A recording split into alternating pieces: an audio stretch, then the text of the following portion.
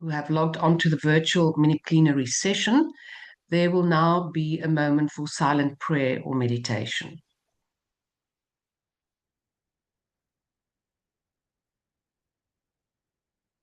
Thank you. Honourable members, before we proceed, I would like to remind you that the virtual mini-plenary is deemed to be in the precinct of Parliament and constitutes a meeting of the National Assembly for debating purposes only. In addition to the rules of virtual sittings, the rules of the National Assembly, including the rules of debate, apply. Members enjoy the same powers and privileges that apply in a sitting of the National Assembly. Members should equally note that anything said in the virtual platform is deemed to have been said to the House and may be ruled upon. All members who have logged in shall be considered to be present and are requested to mute their microphones and only unmute when recognized to speak. This is because the microphones are very sensitive and will pick up noise which might disturb the attention of other members. When recognized to speak, please unmute your microphone and where connectivity permits, connect your video. On this point, I would also like to say that members, please make sure that if you are not on the platform, that you also not activate your camera. Members who make use of the icons on the bar at the bottom of their screens, which has an option that allows a member to put up his or her hand to raise a point of order. The Secretariat will assist in alerting the chairperson to members requesting to speak. Lastly, when using the virtual system, members are urged to refrain or desist from unnecessary points of order or interjections. The first order of the day, honourable members, is the consideration of report of Portfolio Committee on Human Settlements on study tour to Brazil from 2 to 6 March 2026. The Honourable Siabe.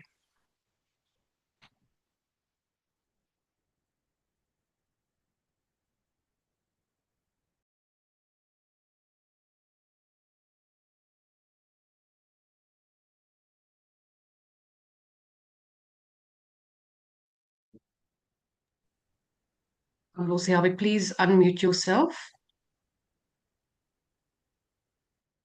Thank you very much, Deputy Speaker, and greetings to all members on the platform. A delegation of the Portfolio Committee on Human Settlements embarked on a study tour to the Federal Republic of Brazil from the 28th February to the 6th March 2026. This initiative aligns with the committee's strategic objective of identifying and benchmarking global best practices to strengthen human settlement development in South Africa. The findings and recommendations contained in this report provide valuable insights that can inform policy, planning, and implementation with the sector. Accordingly, Madam Deputy Speaker, the committee calls upon honourable members to support and adopt the International Study Tour report. The study tour sought to engage with key state entities and stakeholders involved in Brazil's housing sector. The primary objectives included evaluating housing policy coordination and strategic planning frameworks, benchmarking international best practices in sustainable human settlements, and identifying adaptable policy approaches to accelerate the delivery of sustainable housing in South Africa.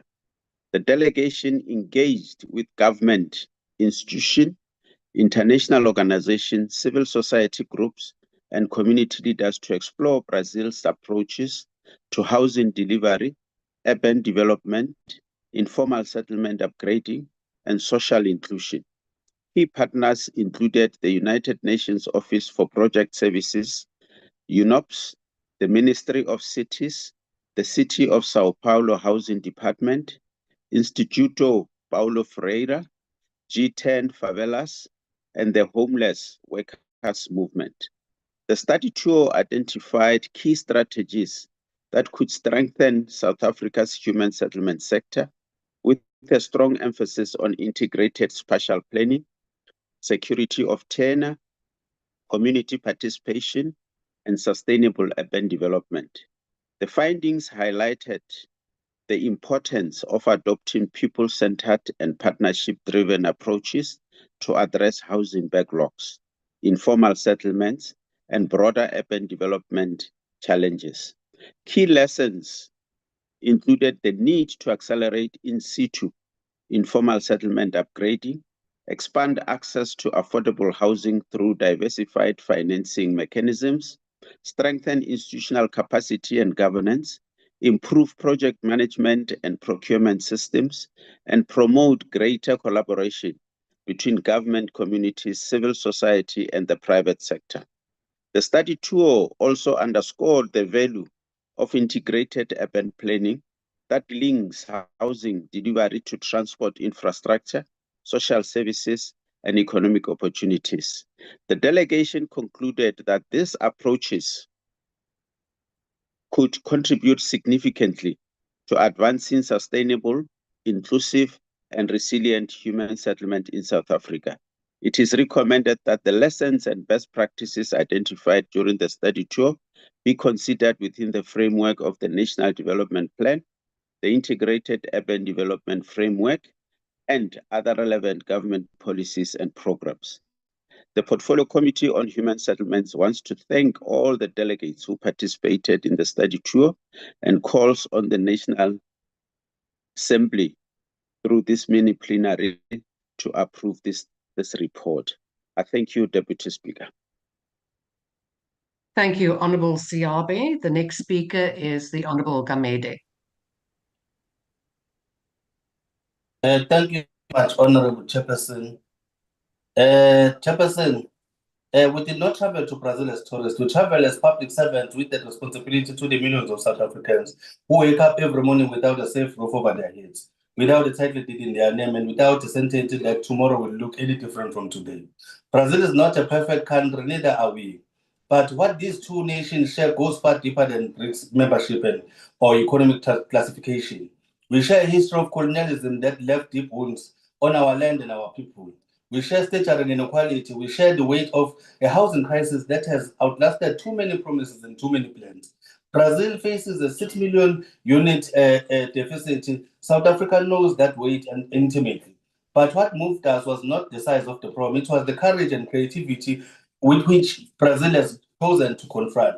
At the heart of Brazil's response is the Minha Casa Minha Vida program, translated as simply as My Home, My Life. Since its relaunch in 2023, it has delivered millions of subsidized homes, not as handouts, but as investment in human dignity. The less a family earns, the greater their subsidy. The more they contribute, the more ownership they build. And when the final payment is made, a title deed is placed in their hands. We walked through Parasolópolis, one of the Sao Paulo's largest informal settlements. Many will expect to find only poverty and despair. What we found instead was community, organization, pride, government and residents working side by side, upgrading infrastructure, improving access to services, and building something that policy documents often fail to capture, a sense of home. It reminded us that informal settlements are not the problem. Neglect is the problem. Exclusion is the problem. And both can be solved, Honourable Chairperson. The G10 Federalist movement challenged one of our most dangerous assumptions that low-income communities are a drain on resources. 17 million fabulous residents generate an estimated $30 billion US in annual economic activity. They are not a burden, they are builders, they are entrepreneurs, and they are resilient human beings who deserve policy that sees their potential not just as poverty. From our engagement with UNOPS, we received a sobering but necessary reminder. Transparent procurement and rigorous project management are not optional extras in housing delivery. They are the foundation. Every rand lost to poor oversight, delayed implementation, or compromised procurement is a family that waits another year. We cannot afford that, on October 2nd. At the Instituto Porofrera, we were reminded of something that statistics alone cannot teach us. It lives by a simple but powerful truth that real development only happens when communities are not object of policy, but authors of it. Sustainable human settlements are not built for people, it's built with the people.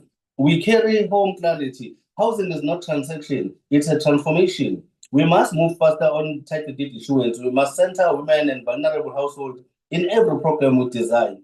We must stop approaching informal settlement as outsource to be cleared and start treating them as communities to be strengthened. And we must build the kind of multi-stakeholder partnership between government, civil society, and communities that turns policy into lived reality. Brazil has not solved its housing crisis. It would be dishonest to suggest that it was, but Brazil has made clear, deliberate, and courageous choice to pursue housing that is inclusive, integrated, and deeply human. South Africa stands at the same crossroads. Let this study tour not be another report filed and forgotten. Let it be the moment we choose our direction and choose for the millions of our South Africans still waiting to come home. Honorable Chairperson, let me take this opportunity and say, come 2026 November 4, let us vote for Mkondo Sizwe. But I thank you, Honorable Chairperson. Thank you, Honorable Gamedi. Before we move on, Honorable Gamedi, your background, and it is very clear, and I think that this has been mentioned before in the House, is that when you are on the virtual platform, the rules state that the background that you should use on the virtual platform is either the current parliamentary background, which yours isn't, or a blank background or a blurred background. So please, in future, do make sure that you have the correct background. We proceed. Honorable Mpiti. Thank you very much, Deputy Speaker. The central lesson from the Human Settlements Portfolio Committee visit to the Federal Republic of Brazil is that even developing nations can deliver quality housing to those in need. To my colleagues in the committee, let the visit renew our pursuit for a Department of Human Settlements that fulfills Section 26 of the Constitution. Our country has such great potential left unfulfilled, and the statistics are very much reporting. As of October 2025, 3.8 million houses sit on the National Housing Needs Register, which indicates the long list that people remain waiting for housing in this country. When we break down how long these South Africans have been waiting, we should all in this house be angered by the injustice. 0.4 African households have been waiting for a home for more than a decade, including nearly 600,000 people that have been waiting for more than 20 years. That is completely unacceptable. I want to be clear, this is not a money problem. The Department of Human Settlement has more than enough money. In 98-99, the Department of Housing at the time built most of the state subsidy housing, building 235,000 units from a budget of 3.7 billion. That is 16 billion rand if we adjust that for inflation. If we must fast forward to the last financial year with 34 billion rand, the department only built 35,000 houses. Taxpayers worked too hard for such poor delivery. When compared to Brazil, their My Home, My Life program, launched in 2009, had delivered 2 million units by 2025. Why not South Africa? More than building less housing while spending more money, some built in a shoddy way. The recent General Household Survey on Metros found that 9.6% of state subsidy homes had weak walls, while 8.9% had weak roofs. Can you imagine what it must be like for vulnerable South Africans fearing for their homes, that they might collapse on them, that they might fall apart while they're still inside? This is not the South Africa we should aspire to live in. We have a title deed backlog of 1.2 million. More than 1.2 million South African households are in need of assets in their hands. That title deed that they still remain not having. When we dive into these figures, honorable members, the breakdown is deeply troubling. 31,000, just above 31,000 in 1994 beneficiaries are still waiting 32 years into our democracy. Just over 700,000 South Africans are also still waiting post-2019 for houses to be delivered. This is not the promise that South Africans have been waiting for, and therefore we must reject this. A title deed closes inequality. In March last year, the Presidency and the National Treasury released in Operation Vulindlela report that our title deed backlog was still far from being closed. Among many important recommendations, which I do not have enough time to touch on right now, but state that the Human Settlements Department was advised to release 78,000 deeds on their system, which could be transferred immediately. This was not done. I followed up in September and was deeply troubled to learn that these deeds still sat with the department, which the department blamed on National Treasury for not approving the budget deviation required. When I posed the same question to Treasury, it emerged that Human Settlements had missed a 7-day deadline to provide concise evidence-based justification because of the department's failing to meet these delivery of these title deeds. This is not the South Africa we want to live in. This is not the South Africa that we are prepared to live in. Hard-working South Africans who have their futures remain in the hands of the Department of Human Settlements, and we hope that they will fasten their ability to do the work that they need to do. We can achieve a South Africa where all are in a safe roofs over their heads and can own their assets. The DA is in pursuit of that for South Africa, and we continue to work tirelessly to achieve that. I thank you. Thank you, Honourable Member. The next speaker on the list for the EFF on my list is the Honourable Dlamini. I don't know. I see that, Honourable Blose, you have been switching on your camera. Do I take it that you will be speaking? Yes, as Deputy Speaker, I'll take the debate. Please proceed. Thank you very much, Deputy Speaker. Deputy Speaker, Brazil is not just a fellow BRICS nation. It's a nation that carries the scars of colonialism, dispossession, and inequality. The committee went there to learn how a developing country is confronting the housing crisis and placing human dignity at the center of development. The reality is that millions of South Africans remain trapped in informal settlements, backyard dwellings, and overcrowded communities. 30 years into democracy, the promise of adequate housing remains out of reach for many of our people. So Brazil reminded the committee that housing is not just a privilege for the wealthy, but it's a fundamental human right. A government committed to its people must treat access to housing as a social obligation, not a business opportunity.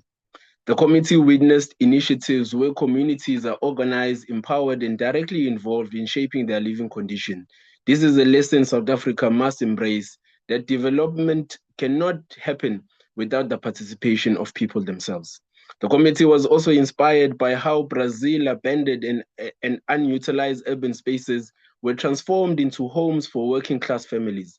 While buildings stand empty in cities, thousands of South Africans sleep in shacks, they sleep under bridges and in unsafe conditions.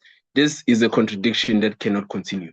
We also learn that the importance of tenure, security, and ownership. A home is not merely a structure, it is a security, dignity, and foundation for future generations. People must not spend their lives living with uncertainty about the land and homes they occupy. The EFF maintains that land and housing must serve a social purpose.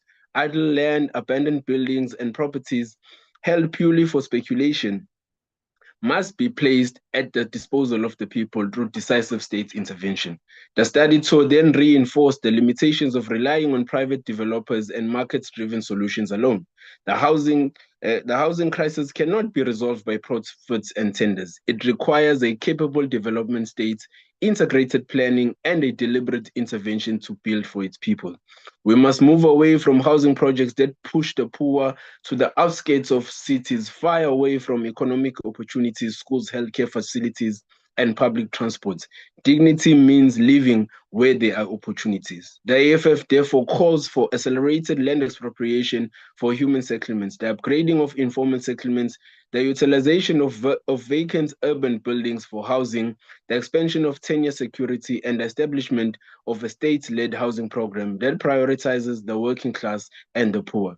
The lessons from Brazil are simple.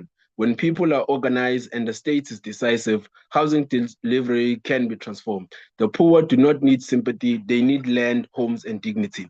The struggle for housing is the struggle for economic freedom, and the AFF will continue to champion until every South Africa has called. Deputy Speaker, obrigado. Obrigado. The next speaker is the Honourable Ngubese. A very good day, Madam Deputy Speaker. The Inkatha Freedom Party stresses that this international study tour to Brazil is of a great importance as South Africa navigates a complex matrix of geological, socio-economic and political realities, our human settlement cannot be evaluated through a narrow lens. Historical spatial injustice, geographic variation, and the pressures of coalition governance demand innovative and multidimensional solutions. Our nation faces a compound crisis of youth unemployment, a severe housing deficit, and growing security threats. These challenges are intensified by porous borders and undocumented immigration, which strain municipal infrastructure and distort urban planning. We must draw lessons from Brazil framework, which demonstrate that addressing a housing crisis requires a structural coordination, strong project management, and a strict documentation controls to safeguard resources. Honorable Deputy Speaker. The chair, this study tour must not remain. Honorable Ngubesi, can you just pause for a moment? I see that the hand of the Honorable Lowe is raised. What is your point of order, Honorable Lowe? Deputy Speaker, I raise in a point to say that I propose that the member get stationary with the car because it's a bit distractive, one, and two, we have to make exception with the background, but I think it's a bit distracting, Deputy Speaker, because if you can use stationary, you will have a stable network for us to be able to listen. Thank you. Thank you, Honorable Lowe. Yes, it is quite an odd background. Honorable Ngubesi, I would propose that given the backgrounds that you rather just switch off your camera and then proceed. Thank you.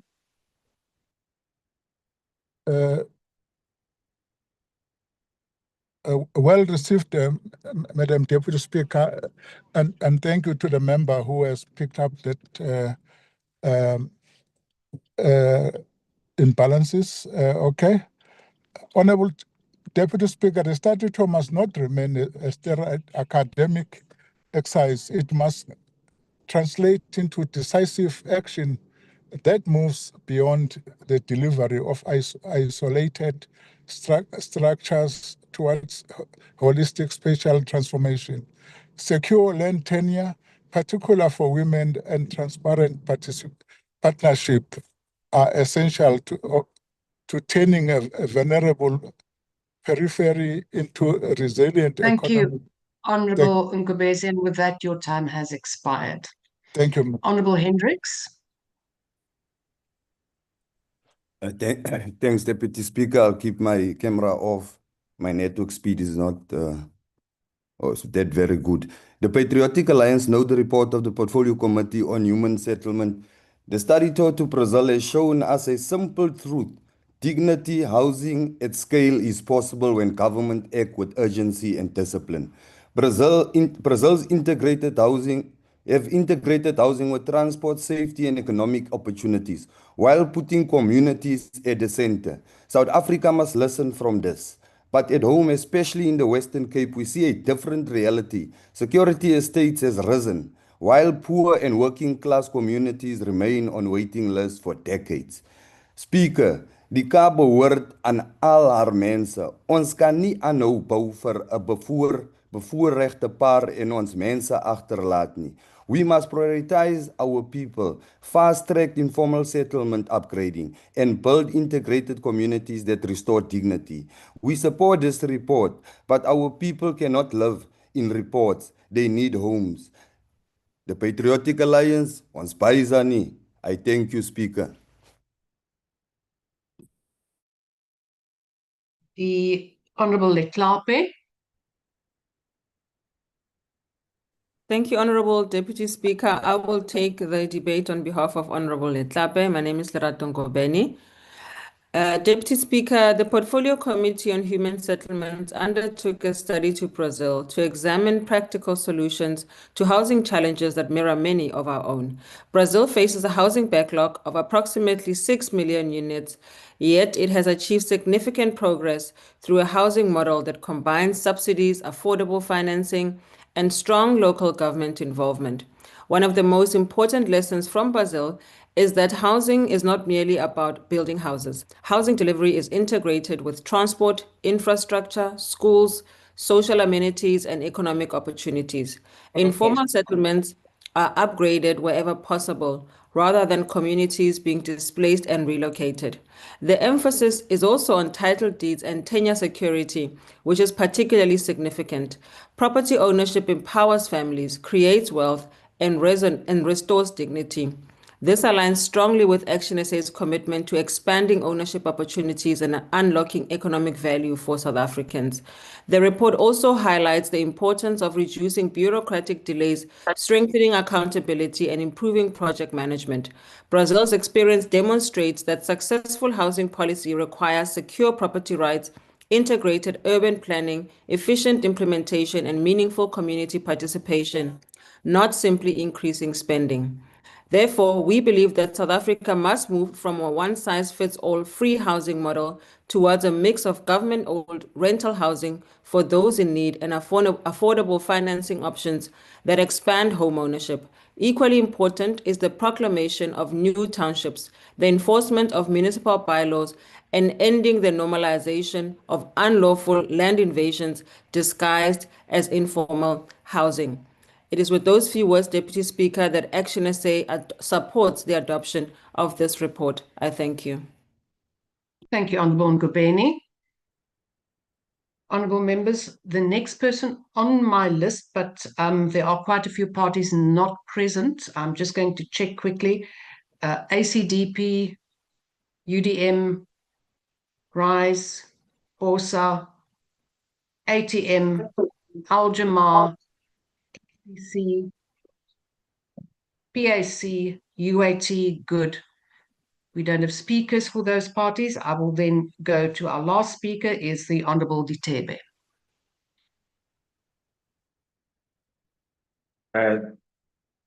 Honourable Chair, honourable members, fellow South Africans, I stand before this House to share insights gained during the Portfolio Committee's recent study tour to Brazil, a mission that provided profound clarity on the challenges of urban transformation and the potential for regulatory innovation. As the ANC, we strive to forge integrated human settlements to ignite inclusion, economic growth, and development to support the basic needs of communities. Allow me, therefore, to strike a comparison between Brazil and South Africa. Brazil and South Africa share a history of deep-seated spatial inequality. However, our observations in Brazil highlighted distinct differences in delivery models. On integrated urban planning, Brazil's city statute provides a robust legal framework that empowers municipalities to leverage public land for social housing, effectively curbing speculative land markets. In contrast, while South Africa has pioneered policy via Breaking New Ground strategy and other housing typologies, as well as the Spatial Planning and Land Use and Management Act, we remain constrained by the historical fragmentation of land ownership and a heavy reliance on peripheral greenfield developments. Best experiences, we noted Brazil's success in social interest zones, which legally designate well-located land for low-income housing. This prevents the displacement of the poor to the urban periphery, a challenge we must aggressively confront in our own metros and secondary cities. Common challenges, both nations struggle with administrative bottlenecking, where regulatory requirements for environmental and spatial compliance often outpace the speed of construction.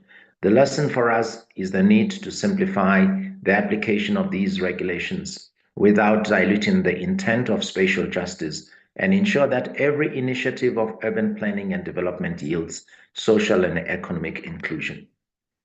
The ANC recognizes that government cannot dismantle spatial inequality in isolation. We encourage an active citizenry to craft a contract with the people. We have deliberately strengthened our engagement with non-state actors who play a vital role as watchdogs and catalysts. The Funukwazi and Development Action Group, we value their role in litigation and advocacy, which keeps the state accountable regarding the release of well-located public land. The South African Slum Dwellers International, their community-led enumerations and reblocking initiatives are essential. By working with them, we ensure that the upgrade of informal settlements is not something done to communities, but with them in pursuing sustainable livelihoods. These organizations are critical in highlighting the gaps in our regulatory frameworks, providing the on-the-ground intelligence that allows us to move from formalization to genuine integration. I wish to express my sincere gratitude to the Department of Human Settlements for its commitment to the upgrade of 10 informal settlements per province. This initiative represents a tangible shift toward an incremental community-centric approach that provides immediate relief in terms of basic services and security of tenure. I also wish to commend MEC Mokoena in the Free State for issuing 90 title deeds to the residents of Tablings today. However, we must be candid, we must do more. With thousands of informal settlements across our country, 10 per province is a necessary start, but is not a destination. I urge the department, therefore, to accelerate the geospatial mapping, use modern digital tools to identify land that is ready for immediate formalization to increase this culture, harmonize intergovernmental grants, ensure that the ACE Human Settlement Development Grant and Informal Settlement Upgrade and Partnership Grant leverage land value capture and are mutually aligned to support these upgrades. We return from Brazil with a renewed sense of urgency and determination. The tools for transformation exist. What is required now is greater political will and administrative courage and acumen to utilize them to their full potential. To this end, together with municipalities, provinces, advocacy groups, and communities, the ANC is committed to strengthening community participation, improve land governance, explore incremental housing options, and support community-led solutions. The ANC is committed to building inclusive, sustainable, and dignified human settlements. I'd like to thank you, House Chair and members. Thank you, Honourable Ditebe. Honourable members, that concludes the debate, and the decision on this report will be taken at the full plenary session of the Assembly. We shall now proceed to the second order, which is the consideration of report of Portfolio Committee on Social Development on study tour to United Kingdom from 23 to 28 March 2026. The Honourable Masango.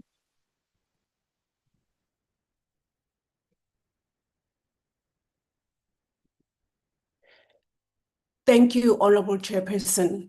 In 2009, when the Prevention of and Treatment for Substance Abuse Act was enacted, South Africa's substance abuse levels were already called by the Central Drug Authority, and I quote, double the global norm at 15%. Close quote. Fast forward to 2025, that level is still estimated. This means that 2 national drug master plans later, there is no dent on this scourge, leaving individuals, families, and communities reeling from daily struggles caused by the triggers and results of substance abuse. The National Drug Master Plan is a 5-year government-wide strategy to fight substance abuse. At the helm of this fight is the Central Drug Authority that reports to the Department of Social Development. The mandate of the Central Drug Authority couldn't be clearer. Coordinate, research, monitor and evaluate government-wide response to substance abuse. According to the Central Drug Authority's own annual report, South Africa possesses a comprehensive legislative and policy frameworks, with the NDMP providing a clear strategic vision and the CDA enabling multi-sectoral coordination across government, provinces, municipalities, and civil society. Due to the high prevalence of the substance and drug abuse in the country and the critical mandate of the CDA, the committee resolved to conduct a study tour to a country that has the best practice with regards to a functioning and independent agency similar to that of the CDA. From the 20th to the 28th of March 2025, a 8-member delegation supported by 2 committee officials embarked on a study tour to the UK.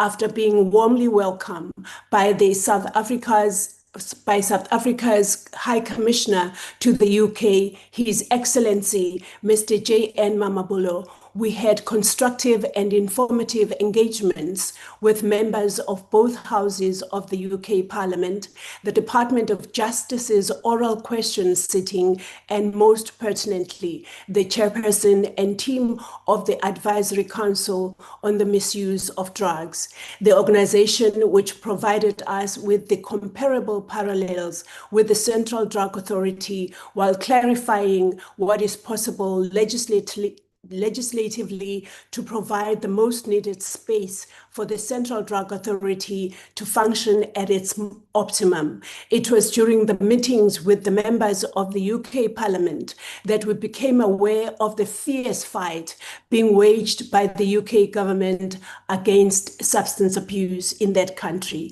This gave us hope that the learnings we had were being tested real time, given the levels of substance abuse faced by the UK population. The following are the key takeaways from the structure, the mandate, and operations of ACMD. ACMD is an advisory body established to advise and give recommendations on drug classification and scheduling, prevention of drug abuse of substances, carrying out of inquiries into drug use, and produce reports and promote research on preventing drug misuse.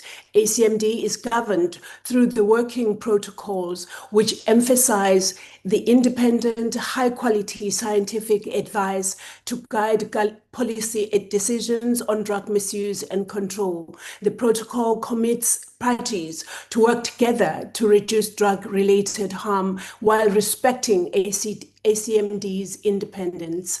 The ACMD operates under the Code of Practice for Scientific Advisory Committees and the Nolan Principles, maintaining impartiality, integrity, and transparency. ACMD's succession plan, which ensures that the term of a chairperson overlaps with the appointment of the incoming chairperson who would have served in a previous term as deputy chair to ensure institutional continuity and stability. These key learnings ought to guide the committee as it casts its oversight responsibility on legislative and policy architecture of the Central Drug Authority to ably fight against the national crisis that is substance abuse and give hope to South Africa. Honorable Chairperson, I humbly commend this report for adoption by this House. Thank you, Chairperson. Thank you. The next speaker is the Honorable Gwabaza.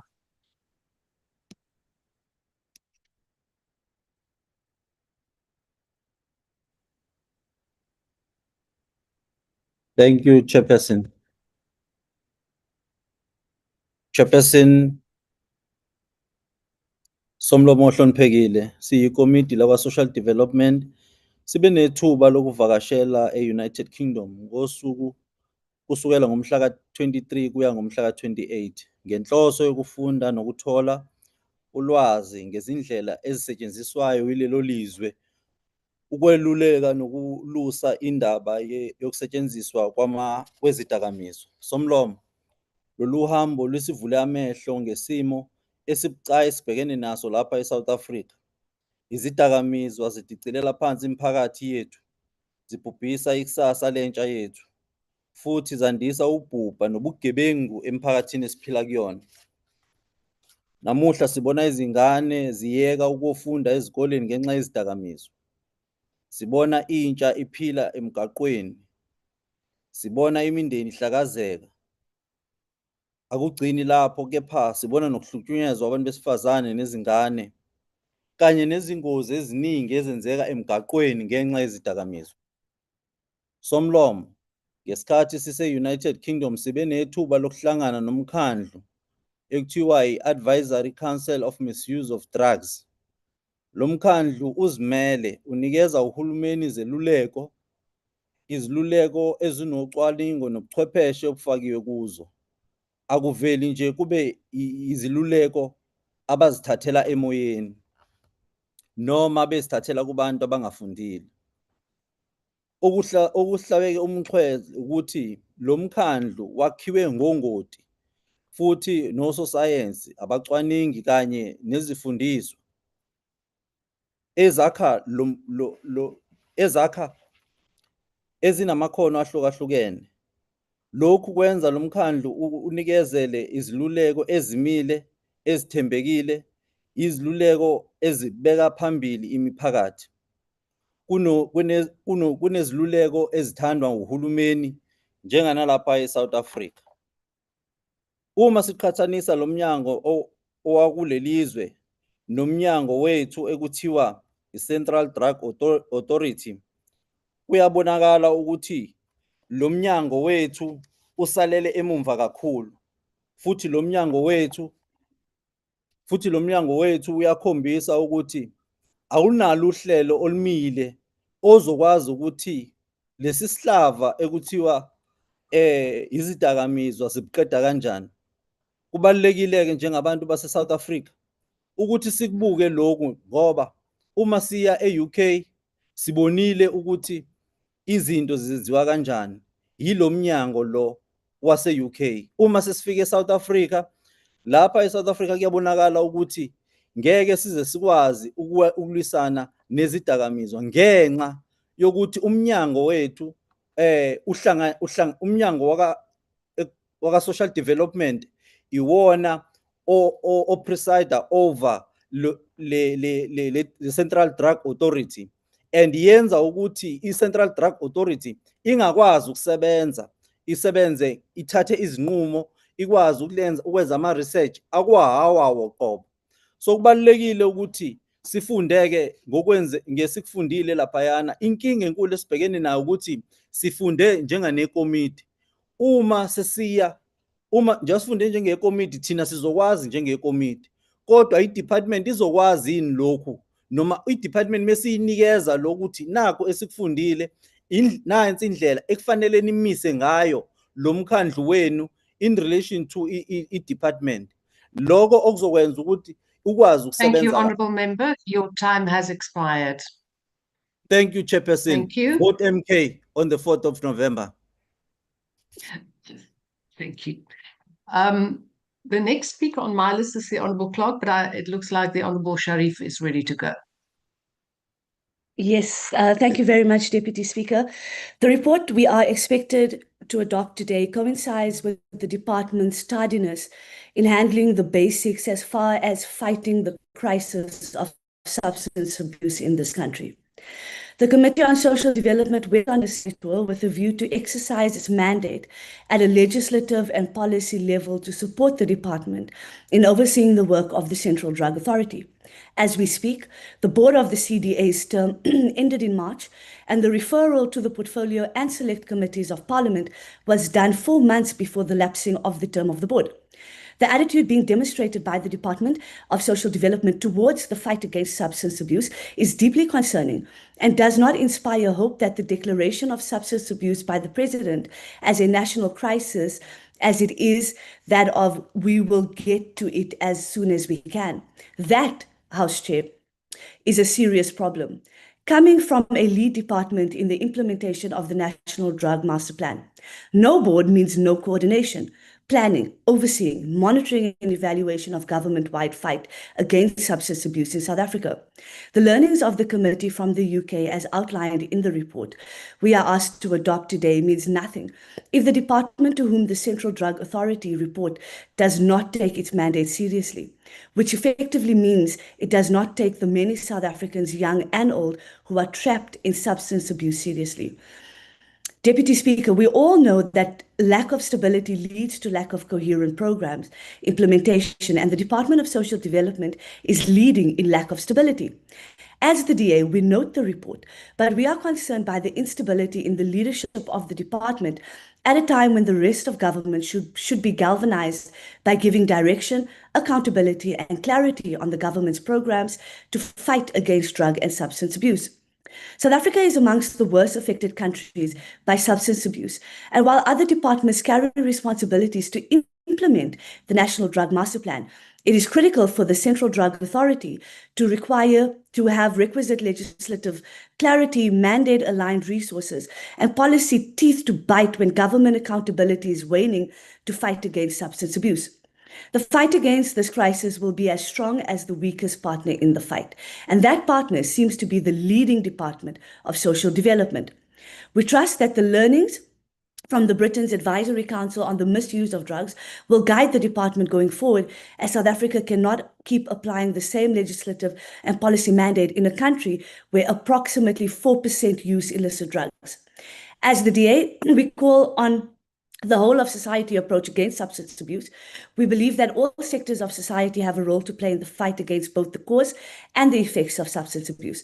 This is why the coordinating function of the CDA, working across sectors, is important and should be taken seriously by the Department of Social Development.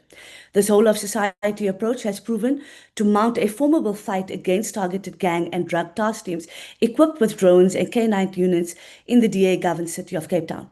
The urgency and political will in the fight against substance abuse will require learnings not only from other countries, but from the local homegrown strategies, such as those from the city of Cape Town. The DA notes this report. Thank you, Chair. Thank you, Honourable Member. The next speaker is the Honourable Marais. Thank you so much, Speaker. Speaker Giles, Chairperson, I rise to represent the report and accept the report of the Portfolio Committee on Social Development on its study tour to the United Kingdom. The purpose of the visit was to examine international best practice in addressing substance abuse and drug-related harms, and to identify lessons that may strengthen South Africans' response to this growing national challenge. House Chair, South Africa continue to face an alarming increase in substance abuse, including cannabis, methamphetamine, heroin, cocaine, and alcohol abuse. While the state is currently failing to curb and eradicate the alarming increase in the substance abuse, we know that these are the challenges that contribute significantly to gender-based violence, crime, mental health disorder, road accidents, and family breakdown.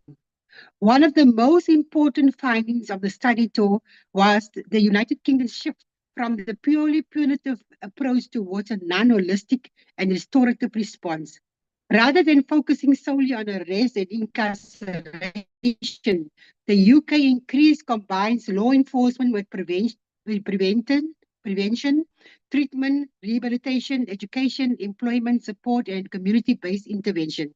Project ADA, which stands for Addiction, Diversion, Disruptive Enforcement and Recovery, is an initiative in the UK that brings together police, health services, education authorities, social services, community organization in a coordinated effort to reduce drug-related harm. House Chair, while South Africans continue to suffer from fragmented responses, poor coordination, weak referral systems between departments, the experience of Project ADA demonstrates the importance of integrated intervention, accountability across government institutions. The committee also visited the treatment and rehabilitation facilities and observed the importance of aftercare service.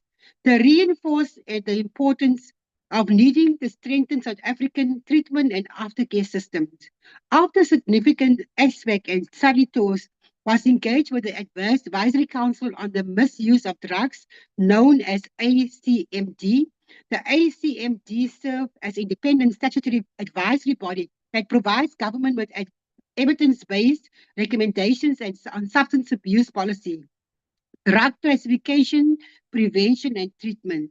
The UK experience suggests stronger legislative provisions, clearer governance, framework, enhanced autonomy across the specialist experts, which has significantly reduced substance abuse in South Africa. The overarching message from the study tour is clear. Substance abuse is not merely a criminal justice issue. It's a public health, social development, education, family, community-based issue. Thank you, Successful Honourable Marie. intervention require prevention, treatment. Thank you so much. Thank you. We then go to the Honourable Maki. Thank you very much, Deputy Speaker. The IFP values the insight gained during the social development study tour to the UK in March 2026.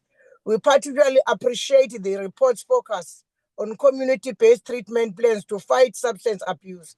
Drug and alcohol abuse pose a significant risk to all nations. The United Kingdom shows us that prison is not the most effective way to reduce substance use. Family, schools, and community centers must be included in treatment plans for them to work. Healthy family centers, communities create a space for substance users to recover from their addictions. The lesson, South Africans' rates of addiction. We must prioritize this approach. The IFP supports this report, but emphasizes the importance of translating into practical action. Valuable resources were funneled in this tour, and we urge the committee to ensure that these insights do not remain abstract findings. I thank you, Chairperson. Thank you, Honourable Member. Honourable Peters. Good morning and thank you, Speaker. The Patriotic Alliance supports this report and welcomes the study tour to the United Kingdom as a timely and necessary intervention in light of South Africa's escalating drug crisis. Substance abuse continues to devastate families, fuel criminal activity, contribute to unemployment, and place enormous strain on our social development, healthcare, and law enforcement systems. It is therefore important that South Africa learns from international best practice and innovative approaches that have proven effective elsewhere. The study tour provided valuable insights into prevention programs, treatment and rehabilitation services, intergovernmental coordination, and evidence-based policymaking. These lessons can strengthen our country's response to substance abuse and addiction. However, while we acknowledge the value of international experience, we must emphasize that there is no one-size-fits-all solution. South Africa faces unique challenges, including high levels of poverty, unemployment, gangsterism, and limited access to rehabilitation services. Any model adopted from the United Kingdom must be adapted to suit the realities and needs of our communities and include rehabilitation. The report also highlights ongoing weaknesses between the Central Drug Authority and the Department of Social Development, which continue to undermine the effective coordination of the national response to substance abuse. We believe future reforms should focus on strengthening the authority's institutional capacity, improving accountability, and ensuring that policy decisions are guided by evidence. But most importantly, rehabilitation and prevention programs must be community-centered, adequately resourced, and accessible, particularly in vulnerable communities where drug abuse is most prevalent. Community organizations, faith-based institutions, schools, and local leaders must be empowered to address the root causes of substance abuse. The Patriotic Alliance calls for the lessons learned during the study tour to be translated into practical, measurable, and locally appropriate reforms that will strengthen South Africa's fight against drugs and substance abuse. On Spizani, thank you.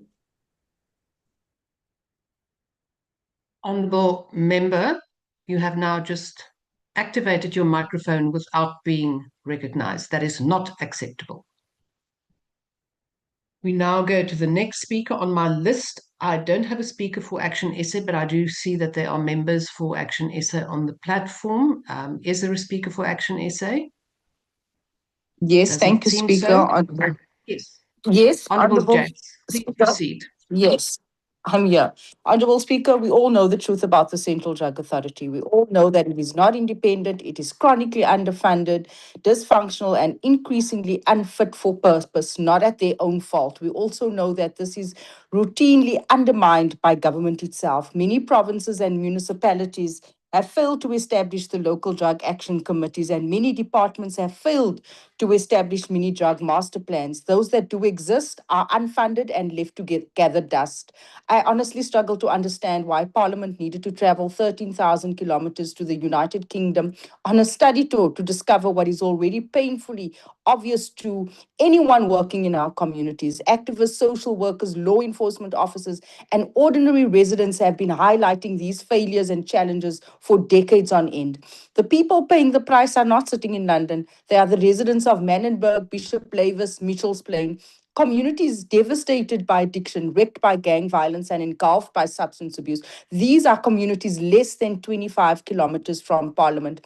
Action SA, however, does support the learning from international best practice, but this trip was honestly not necessary, as we never see the implementation of these learning trips. Next time, instead of traveling 13,000 kilometers to London, let us spend 5 days in communities hard hit by substance abuse. I thank you. Then we go down the list. I don't know, ACDP, UDM, RISE, BOSA, ATM, Al Jamar. I have seen Honorable Ismail Musa on the platform. Thank you, Honorable Chairperson. Malibongwe, Assalamu alaikum, Chairperson, and to our beloved South Africans. Al-Jamaa supports the adoption of the report of the Portfolio Committee on Social Development on its study tour to the United Kingdom, conducted from 23rd to 28th March 2026. The value of international study visits lies in learning from best practices, strengthening oversight, and identifying innovative approaches that can improve the delivery of social services to our people. The lessons gathered from the United Kingdom must assist South Africa in enhancing social protection services and systems, supporting vulnerable communities, improving service delivery, and ensuring greater accountability in the use of public resources. We commend the committee for undertaking this important engagement and for bringing back insights that can contribute to building a more responsive, efficient, and people-centered social development sector. Al-Jamaa therefore supports the adoption of this report. At the same time, as Al-Jamaa, we feel faith-based leaders and religious groups should play a significant role in trying to influence and support drug abuse users. I thank you so much, Chairperson. Malibongwe. Thank you, Honourable Member. Let me just check. NCC, PAC, UAT, good. No speakers. And then our last speaker is the Honourable Thlong.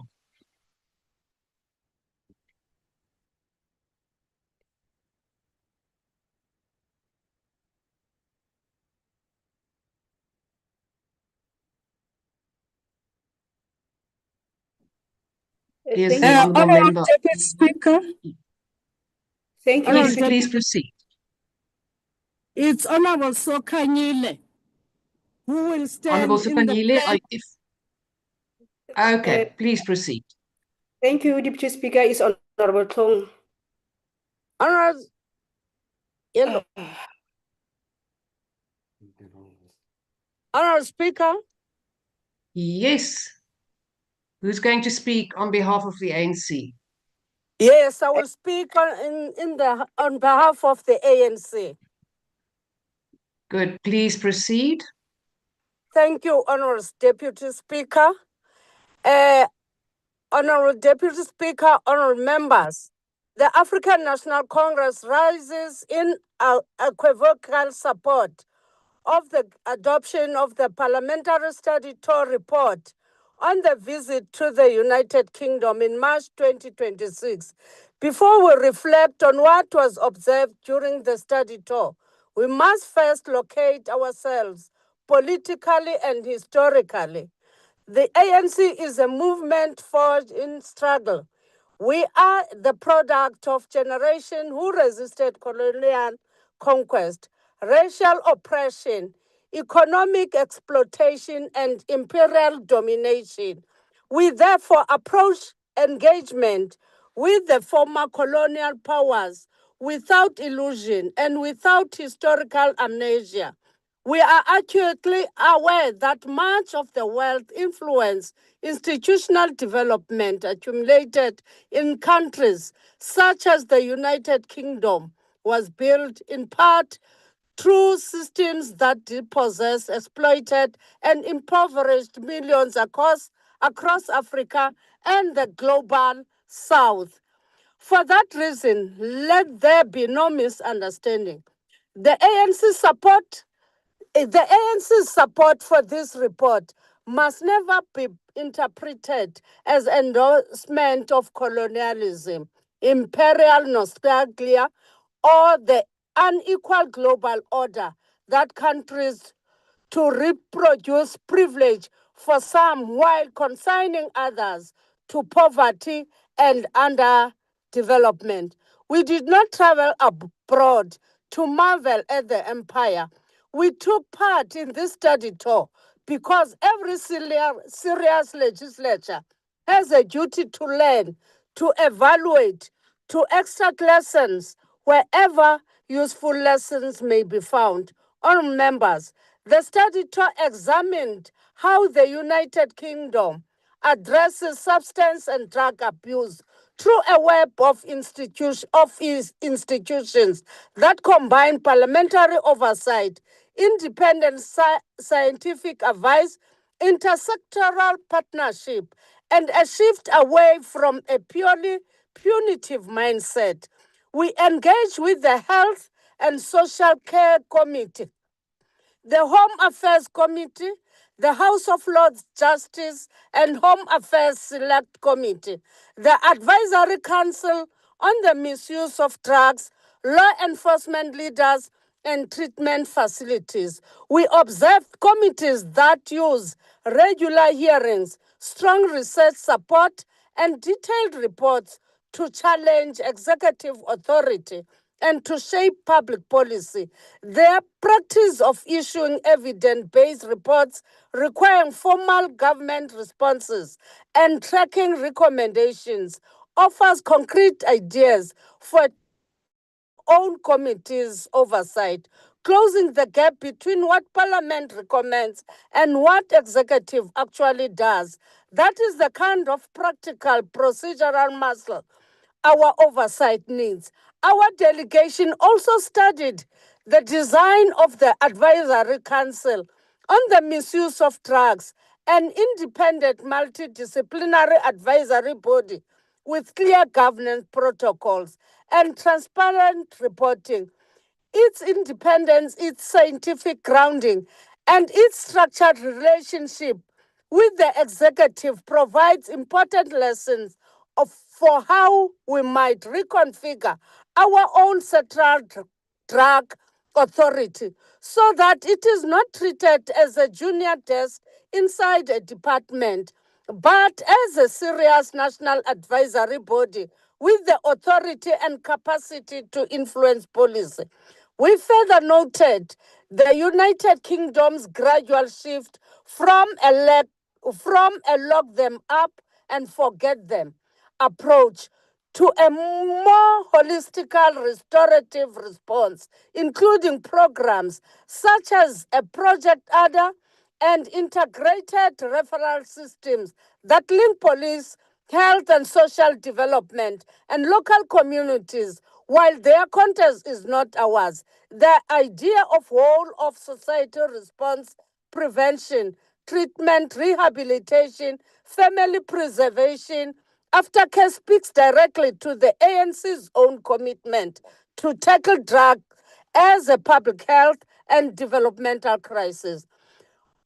Deputy Speaker and honourable members, study tours like this are not leisure trips for MPs.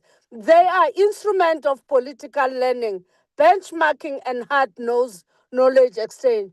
They equip our parliament to test international practice against our own reality, to take what is useful and to discard what does not serve the interests of our people. For this reason, the ANC support the adoption of this report. We further support continued efforts to strengthen oversight, improve institutional coordination, and advance evidence-based intervention that place the well-being of our communities at the center of our public policy. I thank you, Madam Speaker. Deputy Speaker. Thank you. Thank you, Honourable Sukanile. Honourable members, that concludes the debate, and the decision on this report will be taken at a full plenary session of the Assembly. We shall now proceed to the last order, which is the consideration of report of Portfolio Committee on Social Development on oversight visit to KwaZulu-Natal Province to SASSA KZN and NDA regional offices, SASSA local offices in Stanger and Mandeni, and NDA funded projects. The Honourable Masango. Honourable Deputy Speaker, honourable members, good morning.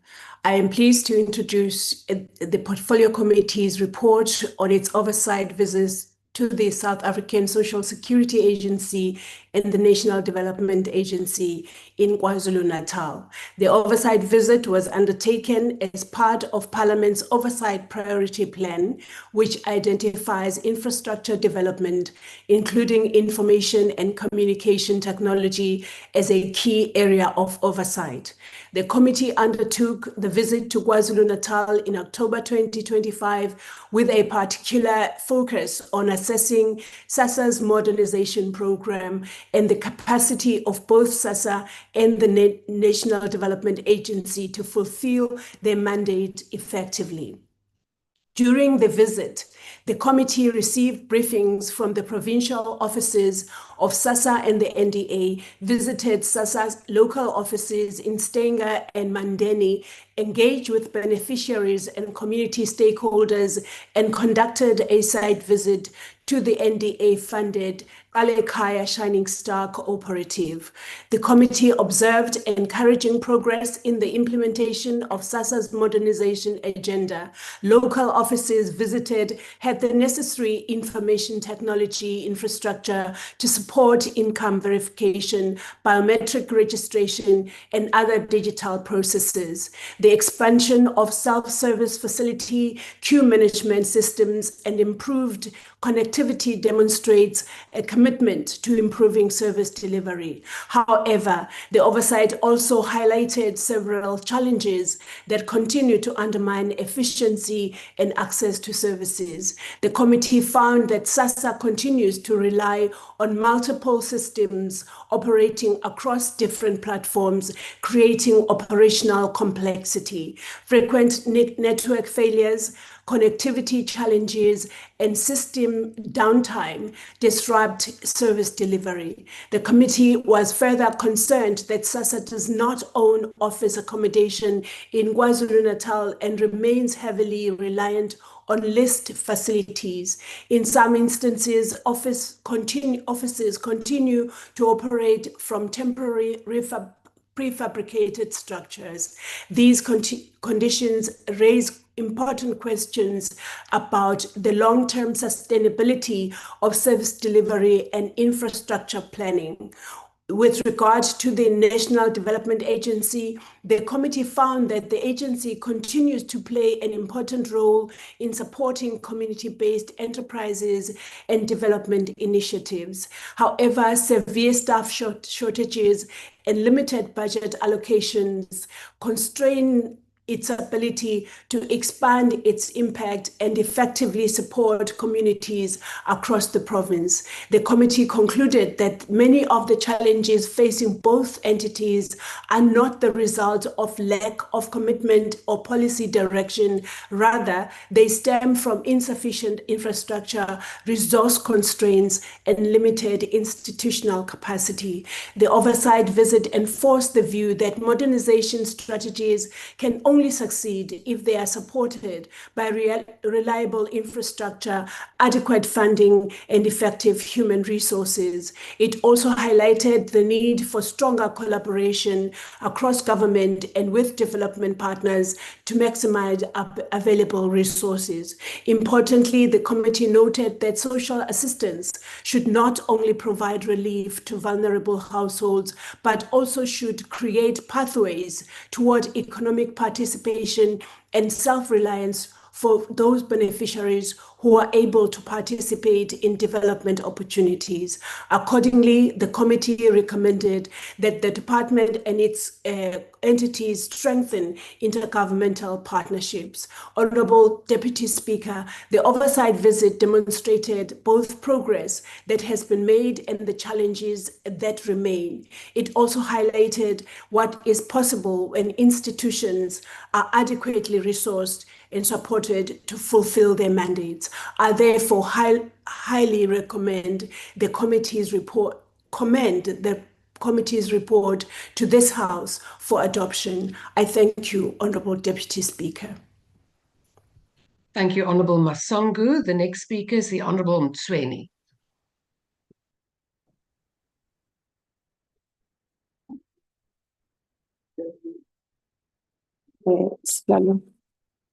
Salela somlomo ngiyabingelela. Siyabonga kakhulu.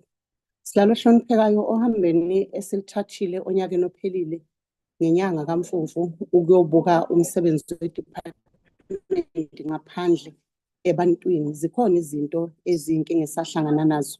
Okokuqala esahlangana nakho maqondana nezakhiwo kubuke kusasa engenazi izakhiwo ezanele zokusebenza. Kwezinye indawo amahhovisi aqashwe ezakhiweni ezingafanele ukunikeza izinsiza zomphakathi ngendlela efanele.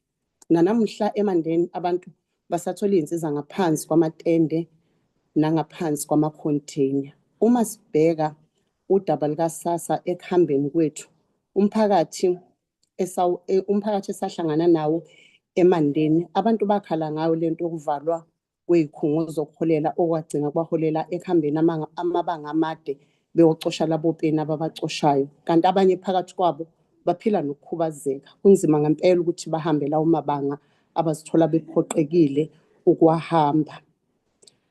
Ngaphezu kwalokho sathola inkinga yezobuchwepheshe. Ngiyaxolisa abantu abaningi babuyele emuva besuka ey'ndaweni ey'kude bengalutholile usizo ngenxa yokuthi kuthiwa inethiwekhi ayikho kanti bagibela ngey'mali ey'nkulu abantu ukuyofika lapho. Sihlalo okunye futhi esahlangana nakho okuyinkinga osonhlalakahle abaqeqeshwa umnyango abangaqashwa. Manje lonto isibalimaze kakhulu sebephila nezifo ey'ngamahlala khona okubalwa phakathi kwazo i-depression nokunye ngenxa yokuthi babe nethemba lokuthi uma beqeqeshwa bazogcina beqashiwe kodwa akwenzekanga ukuthi bagcine besebenza. Baphinde futhi bashawe yinto yokukhula yeminyaka ngoba uma iminyaka yabo isidluleema35 abasakwazi ngempela ukuqasheka ngoba abasabalelwa kubantu abasha. Inkinga lezi sihlangana nazo esicabanga ukuthi umnyango kumele uzilungise sihlalo. Okubuhlungu kakhulu ukuthi uhulumeni we-GNU ubonakale kude nokuguqula izimpilo zabantu. Inkinga esazibona ngonyaka odlule zisekhona nanamuhla. Abantu basaqhubeka nokusebenzisa amabhenki abamhlophe kanti ngaleso sikhathi amabhenki abamnyama ayavalwa. Sekela somlomo indaba yokusebenza kwa-NDA ifana neconsi lemvula phakathi kolwandle ngoba igidi ezingama200 abayitholayo oku-200 million azikhavi into yokuthi bakwazi ukwenza imisebenzi ezokwazi ukuthi iqede ububha ebantwini. Leyo mali igcina iholela ama-officials nabanye abantu abasebenzayo kodwa ingakwazi ukuqala imisebenzi, ingakwazi ukusiza abantu emsebenzini. Sibona imisebenzi emincane kakhulu oyenzayo i-DNA ukunalokho esikubhekileyo. Inhlupheko ilokhu iqhubekile idlalube ebantwini kanti ngabe u-NDA uyalekelela kakhulu. Sihlalo ohloniphekayo okunye esahlangana nakho sahlangana nenkinga ukuthi abantu babuyiselwe emuva benezifo ezingasabavumeli ukuthi basebenze, kodwa odokotela bakasasa babachithe bangabavumeli ukuthi bacoshe kulabo peni uhulumeni abakhiphayo ukuze nabo bakwazi ukuphila njengoba sebenezifo engasabavumeli ukuthi bakwazi ukusebenza. Ikhona enye insizwa esahlangana nayo lapha nesencane kakhulu ibalelwe eminyakeni engama-30 ayisakwazi leya nsizwa ukusebenza ngenxa yokugula enakho emzimbeni, kodwa futhi ayikwazi ukuyithola usizo okuyisibonelelo sikahulumeni. Sicabanga ukuthi kufanele ukuthi lezi zinto ibhekisiswe Thank you, kakhulu Honourable ibhekwe ngeso Msweni. Your time has eliseduzane. expired. Ngiyathokoza. Thank you. The next speaker is the Honourable Sharif. Thank you very much, Deputy Speaker. The report on the oversight visit to KwaZulu-Natal revealed a social protection system under immense strain and a department that must move with far greater urgency to address long-standing failures. What was particularly concerning is that many of the challenges identified by the committee are not new. They have been raised repeatedly over the years, yet beneficiaries continue to experience the same obstacles when trying to access basic services. The committee found that infrastructure remains one of the biggest barriers to effective service delivery. Nearly 2 decades after SASSA was established, some local offices continue to operate from park homes and temporary structures that are not fit for purpose. These facilities often fail to meet occupational health and safety standards, are inaccessible to persons with disabilities, and compromise the dignity of beneficiaries and staff alike. The committee also found that long queues remain a persistent feature of many SASSA offices. Despite interventions intended to improve efficiency, beneficiaries continue to spend hours waiting for assistance. In some instances, people travel long distances only to be met by system downtime, verification delays, or insufficient staff capacity. The fact that SASSA is operating with significant staffing shortages should concern every single member of this House.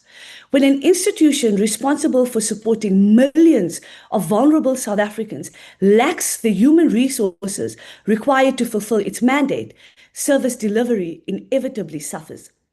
The oversight visit also highlighted serious concerns regarding the closure of pay points, particularly in rural communities.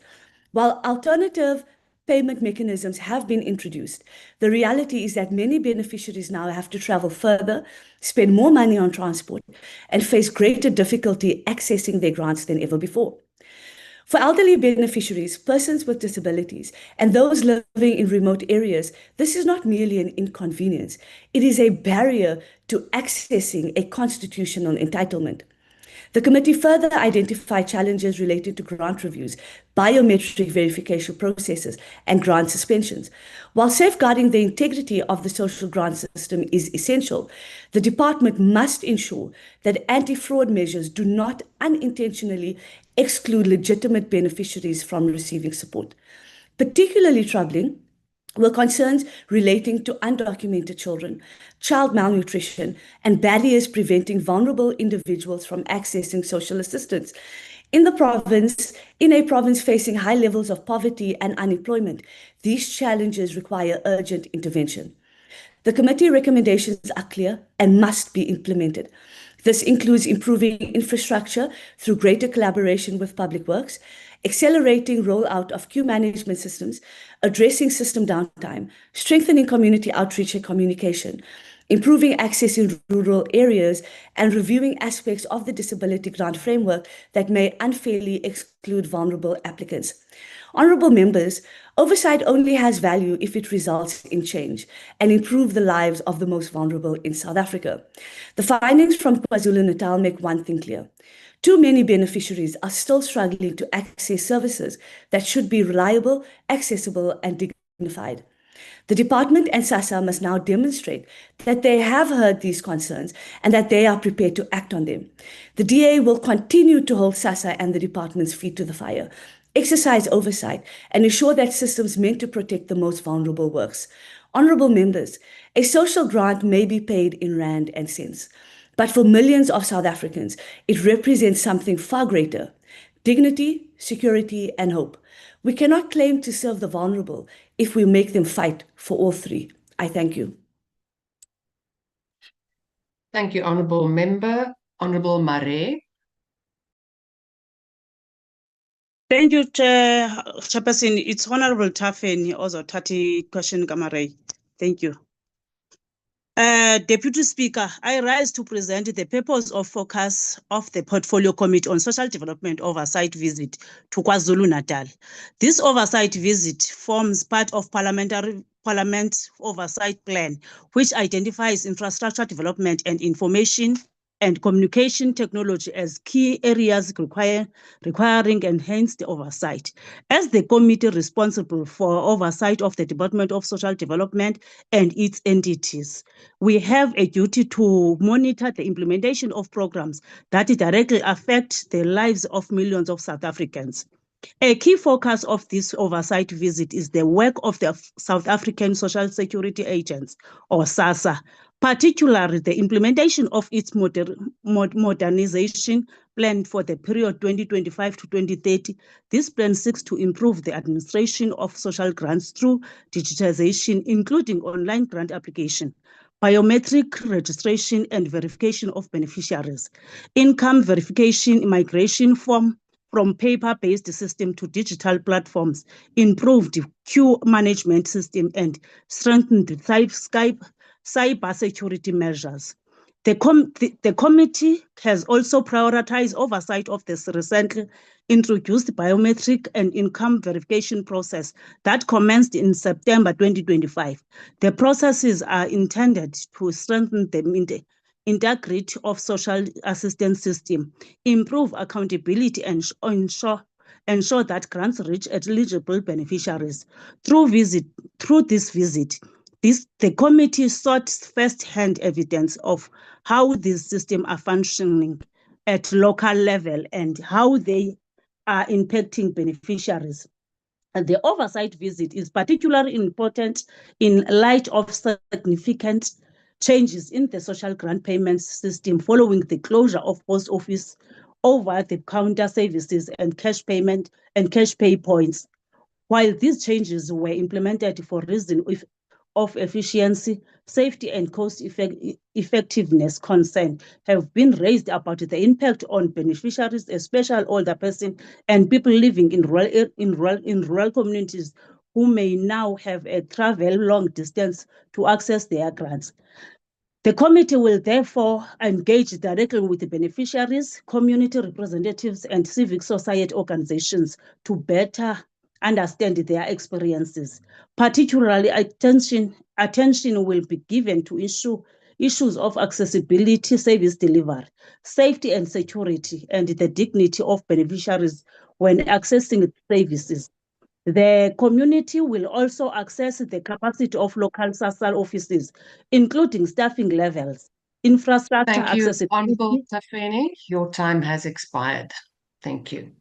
The EFF calls both the Department of Social Development as well as the Department of Public Works and Infrastructure to explain account for the delays in funding permanent accommodation. Honourable Tafeni, your time has The expired. EFF also government to prioritize rural access solution to grants Tafeni, recipients. your time has Deputy. expired. Thank you, Deputy Honourable Speaker. Key, you are next. Thank you very much, Deputy Speaker. The IFP reaffirms the commitment to safeguarding the dignity of all South Africans through a social assistance system that is both reliable and accountable. In considering the oversight visit report of the Portfolio on Social Development, we welcome the focus on infrastructure development and ICT, particularly as it relates to SASSA. The report, however, highlights challenges that continue to undermine social assistance, delays in adequate infrastructure, system downtime, fraud, funding constraints, and security risk weakens the very safety net that millions depend upon. These shortcomings erode trust and compromise the constitutional promise of social protection. However, Chair, the IFP supports the modernization of SASSA through improved ICT systems, biometric verification, and enhanced digital services to strengthen efficiency and reduce fraud. We also commend the work of the Kalekaya Shining Star Cooperative, who whose One Home, One Card initiative during the pandemic addresses food insecurity with resilience and Ubuntu. This stands as an important example of how Ubuntu works in practice. Therefore, demonstrate that collective efforts can restore dignity even in times of crisis. The IFP accepts this report, but insisting that its recommendation be implemented with urgency. Genuine accountability requires that oversight relates into tangible improvement and restoring dignity and fairness to our social protection system. I thank you, Deputy Speaker. Thank you, Honourable Member.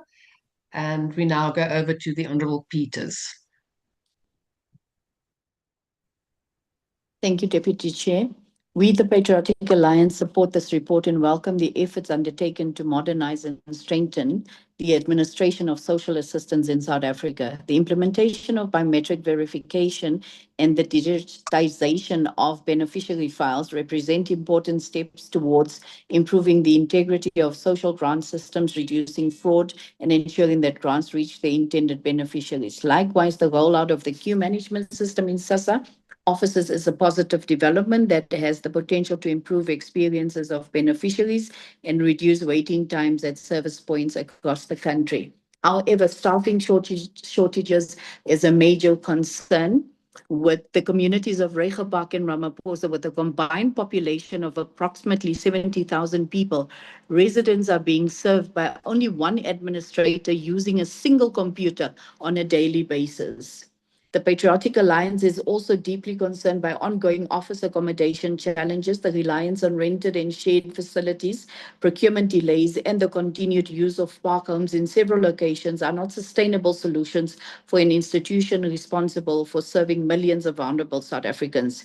We therefore support calls for greater integration of SASSA's information and communication technology systems into a single streamlined platform that improves efficiency, reduces duplication, and enhances service delivery to ensure that beneficiaries are treated with dignity and respect when accessing services.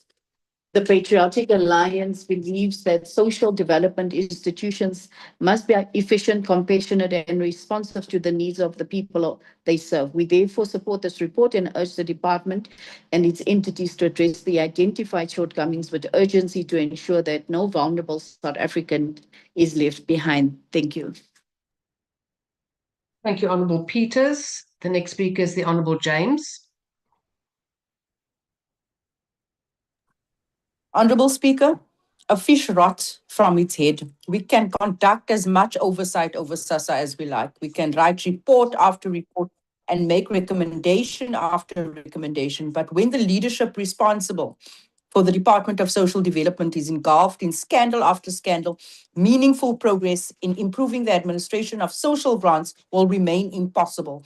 Just this Wednesday, and that's what we need to focus on, the Public Service Commission presented a damning report to the Portfolio Committee, implicating both the Deputy Minister of the Department and Minister of Public Service and Administration in the chaotic scandals involving the DSD. The Commission's findings confirmed serious violations of constitutional principles in the irregular appointment of a 22-year-old Lesedi Mabeleja as Chief of Staff in the department, apparently with the full knowledge of Deputy Minister Hanif Hendricks from Al Jamar.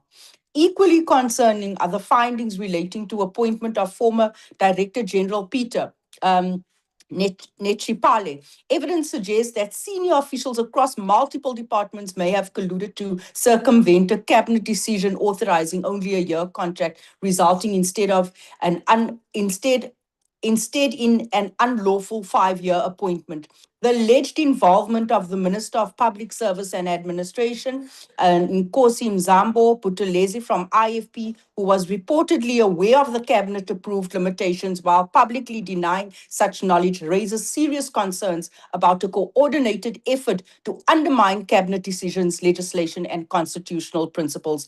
Honourable Speaker, the head of the fish is rotten. Nothing will help. No report will help to fix this department. It's time to remove it first. I thank you.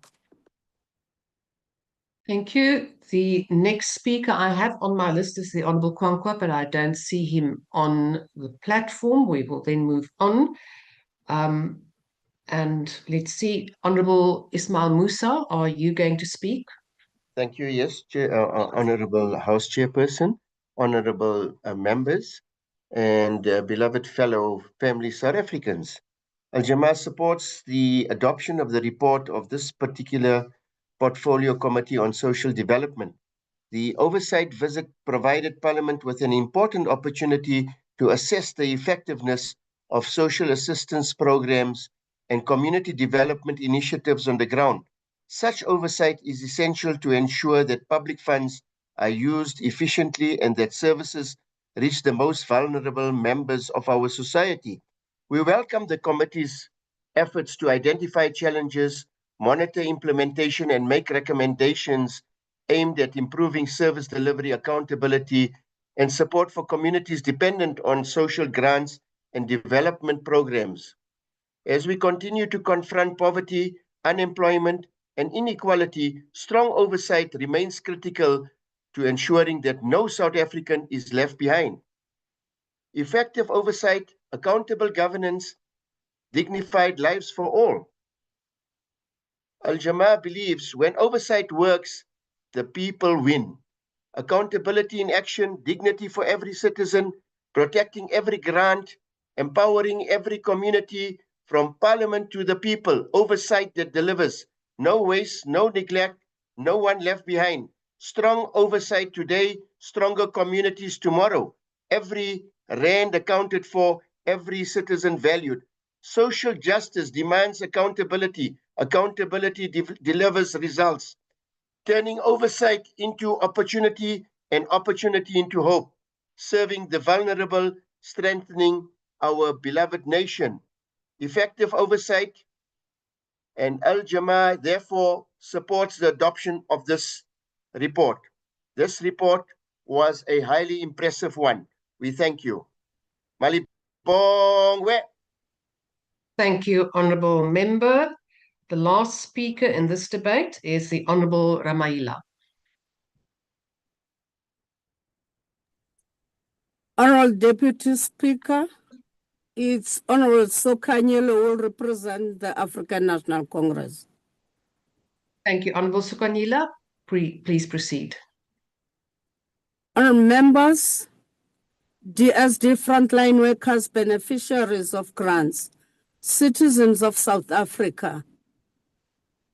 From the 14th to the 16th October 2025, the Portfolio Committee on Social Development conducted an oversight visit to KZN to assess the work of the South African Social Security Agency and the National Development Agency.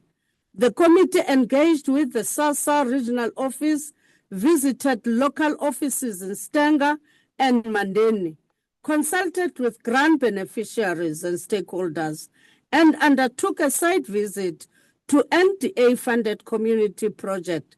Reflecting on the committee's oversight report, the ANC reaffirms its commitment to building a capable, ethical, and developmental state that places the needs of the people at the center of governance.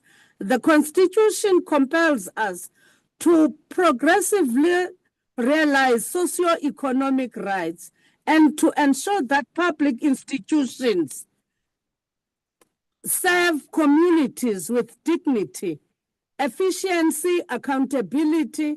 Therefore, it is incumbent upon all entities within social development sector to strengthen service delivery and deepen public trust in government institutions. On members, the result of this oversight visit revealed the important role played by SASSA in reducing poverty and providing social security to millions of vulnerable South Africans. Equally, they highlight the important contribution of the NDA in supporting community development initiatives, creating livelihood opportunities, and strengthening civil society organization. This function remains central to the priorities articulated in the 2026 APP's of DSD, SASSA, and NDA, particularly the goals of reducing poverty, strengthening social protection, and promoting sustainable livelihoods. While we acknowledge progress made in the implementation of SASSA modernization program, we remain concerned about the infrastructure and operational challenges facing many local offices. The continued operation of some offices from park homes, inadequate office space, occupational health and safety concern, network disruptions, and system downtime undermine the quality of service delivered to beneficiaries. A capable state cannot be built on inadequate infrastructure. We therefore support efforts to strengthen coordination between SASSA, Department of Public Works and Infrastructure, and the Department of Social Development to address these long-standing challenges. The ANC is equally concerned about the incomes that beneficiaries face in terms of the closure of pay centers, long distances to access services, transport costs, security concern, and the difficulties experienced by elderly people with disabilities. Equally, we must recall that closure of Cash Point was to ensure the safety of beneficiaries and paymasters and curtail fraud. Honourable members, the committee's engagement with communities further highlighted challenges relating to disability grant assessment, undocumented children, grant verification processes, and access to social assistance. These concerns demand multifaceted approach and administrative improvements to ensure that deserving beneficiaries get grants and the administrative shortcomings are addressed. Equally, we welcome the progress made by SASSA in implementing biometric verification system, digitizing beneficiary records, and improving queue management system. These interventions contribute towards enhancing accountability, reducing fraud, and improving the integrity of the social assistance system. Such measures are essential for building an ethical state that safeguards public resource while ensuring that support reaches those who genuinely qualify. However, due to connectivity challenges, SASSA capacity queues are still the order of the day. Concerning the NDA, we commend the agency for its support to community businesses and poverty alleviation campaigns in KZN. The project attended by the committee showed the transformative impact to that community's development program, having creating opportunities for women, youth, and vulnerable communities. These interventions are directly related to the development objectives of the government. However, the agency's limited budget and lack of staff undermine the fight against poverty, unemployment, and inequality. All members, the oversight visit revealed both progress and persistent challenges. It also reaffirmed the building. Thank you, and the ANC support the report. Thank you. Thank you, Honourable Sokonyile. Honourable members, that concludes the debate and the business of this virtual mini-plenary session. A decision on this report will be taken at a full plenary session of the Assembly. The mini-plenary will now rise.